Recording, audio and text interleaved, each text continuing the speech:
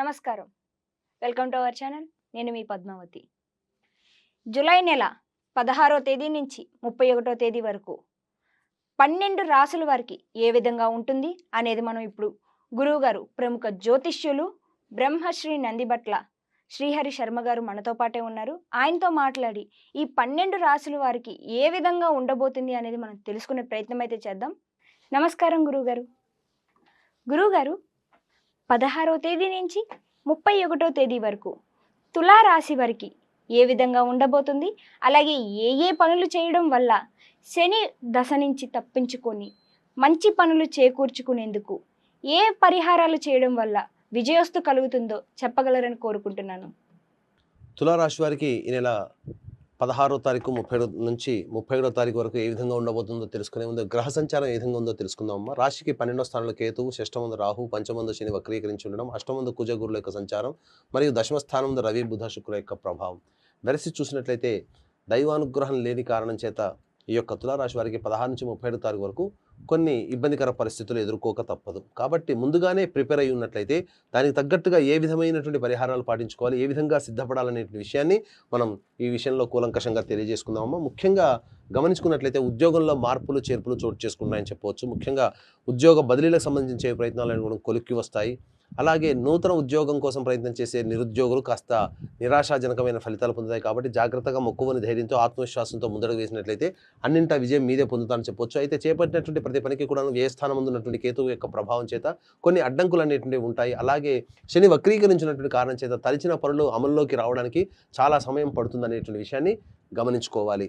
ఇక వివరాల్లోకి వెళ్ళినట్లయితే వ్యాపార రంగంలో ఉన్నటువంటి వారికి, ముఖ్యంగా ఫుడ్ ప్రాసెసింగ్ రంగంలో ఉన్నటువంటి వారికి, అలాగే రియల్ ఎస్టేట్ రంగంలో ఉన్నటువంటి వారికి కొంత నిరాశాజనకమైనటువంటి ఫలితాలు ఉన్నాయి. కాబట్టి వ్యాపార విస్తరణకు సంబంధించి పెట్టుబడులకు సంబంధించిన నిర్ణయాలు వాయిదా వేసుకోవడమే చాలా మంచిదని గమనించుకోవాలి. అయితే వివాహానికి సంబంధించే ప్రయత్నాలన్నీ కూడా కొన్ని నిరాశాజనకమైన ఫలితాలు వస్తాయని చెప్పవచ్చు. అయితే ఏ తర్వాత చెప్పొచ్చేది ఏంటంటే గ్రహాల యొక్క సంచారం కంటే కూడా మీకు గ్రహాల యొక్క అనుగ్రహం కూడా ఉండడం కారణం చేత మిశ్రమ ఫలితాలు అనగా లాభము నష్టము లేకుండా ఈ యొక్క తులారాశి వారికి సాగిపోతుందని చెప్పవచ్చు. ఇక ఎన్ని సమస్యలు వచ్చినప్పటికీ కూడా ప్రధానంగా మనిషికి ధనపరమైనటువంటి సమస్యలు అధికంగా ఉంటాయి. కాబట్టి దీన్ని దృష్టిలో పెట్టుకొని 16వ తారీఖు రోజున మీరు ఇంతకుముందు చేపట్టినటువంటి పనులకు సంబంధించిన తాలూకు వివరాల్లో మీకు కొంతవరకు లాభసాటి అయినటువంటి విషయం కావచ్చు, లేకపోతే అనుకూలమైనటువంటి వాతావరణం 16వ తారీఖు గోచరమవుతుంది.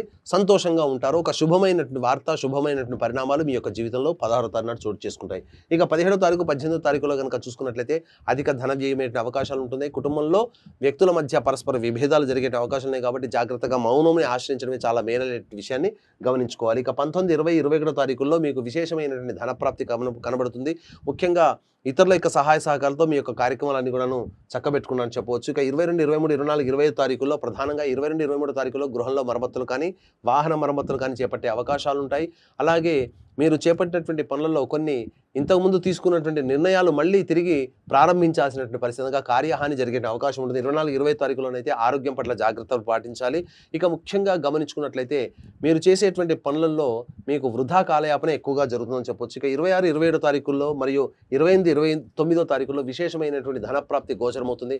కావున మిత్రుల యొక్క సహాయ సహకారం కావచ్చు, లేకపోతే మీరు ఇతరులతో ఏదైనా సంభాషణ చేసినప్పుడు మీకు రావాల్సిన పైకం గురించి ఏదైతే చర్చించుకుంటారో అది కొంతవరకు వచ్చే అవకాశం ఉంటుంది. రాని బాకీలు వసూలయ్యేటువంటి అవకాశాలు ఉంటాయని చెప్పవచ్చు. ముఖ్యంగా లోన్ కోసం ప్రయత్నం చేసేటువంటిది లేదా మీ భవిష్యత్ ఖర్చుల కోసం ఎవరినైనా అప్పడిగినా కానీ ఆ యొక్క సంబంధించినటువంటి ధనము మీకు చేకూరే అవకాశాలు ఎక్కువగా గోచరమవుతుందని చెప్పొచ్చు. ఇక 30, 31 తారీఖుల్లో అధిక ధన వ్యయం అయ్యేటువంటి అవకాశాలు ఉన్నాయి. కాబట్టి జాగ్రత్తలు పాటించండి. మానసికమైనటువంటి ప్రశాంతత లోపిస్తుంది. తద్వారణం చేత ఏ పని ఎందుకు కూడాను ఆసక్తి లేకపోవడం అనేటువంటి తులారాశి వారికి గోచరమవుతుంది. ఇక గమనించుకున్నట్లయితే 30, 31లో ఆల్రెడీ మీకు మీ జాతకరీత్యా అధిక ధన ఖర్చులు అయ్యేటువంటి అవకాశం ఉన్నాయి. కాబట్టి మీ ప్లానింగ్లో మళ్ళీ కొత్తగా 30, 31 తారీఖుల్లో కొత్త ఖర్చులు లేకుండా చూసుకుంటే చాలా మేలైన విషయాన్ని గమనించుకోవాలి. ఏ తర్వాత చెప్పొచ్చేది ఏంటంటే ఎంతటి వాడికైనా కానీ ఎటువంటి సమస్యలు ఉన్నప్పటికీ కూడా దైవానుగ్రహం తోడితేనే ఆ సమస్యలు పరిష్కారం అవుతాయి. కాబట్టి దీన్ని దృష్టిలో పెట్టుకొని మా పీఠం ఆధ్వర్యంలో ఈ నెల 21వ తారీఖు రోజున గురు పౌర్ణమి సందర్భంగా శ్రీకాళహస్తి క్షేత్రంలో రాహుకేతు పూజ, అలాగే విద్యార్థుల కోసం దక్షిణామూర్తి సరస్వతి హోమాలు మరియు వృషభ మిథున కర్కాటక సింహతుల వృశ్చిక మకర కుంభమీన రాశిలో జన్మించినటువంటి వారికి శనిదోష పరిహారార్థమై శనీశ్వర హోమాలు, అఘోర పాశుపతి మంత్ర హోమంతో పాటు వివాహము, ఉద్యోగము, దాంపత్యము, అనారోగ్య సమస్యల నివారణకి 18 రకాల హోమాలు కేవలం 1500 రూపాయల రుసుముకి మీ గోతనామాలతో చేయించడం జరుగుతుంది. అలాగే సంవత్సరం పొడుగుతో కూడా ప్రతి నెల ఒక్కొక్క క్షేత్రంలో మీ యొక్క గోతనామాలతో పూజలు చేయించడం జరుగుతుంది. కాబట్టి అవకాశం ఉన్న వాళ్ళు కార్యక్రమ తదనంతరం కాంటాక్ట్ చేసి పూర్తి వివరాలు తెలుసుకోవచ్చు. ఇక ఈ యొక్క తులారాశిలో జన్మించినటువంటి వారు వారికి కలిగినటువంటి సమస్యల పరిష్కారం కోసమై గురువారం రోజున దత్తాత్రేయ చరిత్ర పారాయణ ప్రారంభించి బుధవారానికి సమాప్తం చేస్తే ఒక సప్తాహం అవుతుంది. ఆ సప్తాహం అయిన తదుపరి అన్నదానం చేయండి. ఈ విధంగా గురువారం నాడు, ఆదివారం నాడు మీరు మాంసాహారం భుజించకుండా ఉంటేనే చాలా మేలైనటువంటి విషయాన్ని గమనించుకోవాలి. ఈ విధంగా చేసినట్లయితే తప్పకుండా మీకు భవిష్యత్తులో వచ్చేటువంటి తులారాశి వారికి 16 నుంచి 31 తారీఖు వరకు మధ్యలో వచ్చేటువంటి సమస్యలు పరిష్కారం అవుతాయి. ఇంకా మీకు సమస్యలు తొలగలేదు అనుకుంటే మీకు దగ్గరలోని ఉపాసనా పరులైనటువంటి మంచి జ్యోతిష్యుల్ని సంప్రదించి వారి సలహాలు సూచనలు పాటించినట్లయితే ఇంకా మీకు మేలు జరుగుతుందని చెప్పవచ్చు. గురువు గారు చాలా చక్కగా వివరించారు. తులారాశి వారికి ఏ ఏ పనులు చేయడం వల్ల విజయం కలుగుతుందో చాలా మంచిగా వివరించారు. అలాగే చూసే ప్రేక్షకులు కూడా గురువుగారు చెప్పిన విధంగా ఆ పరిహారాలు చేయడం వల్ల మీకు విజయోస్తు కలుగుతుందని మేము కూడా మనస్ఫూర్తిగా కోరుకుంటున్నాము. ధన్యవాదాలు.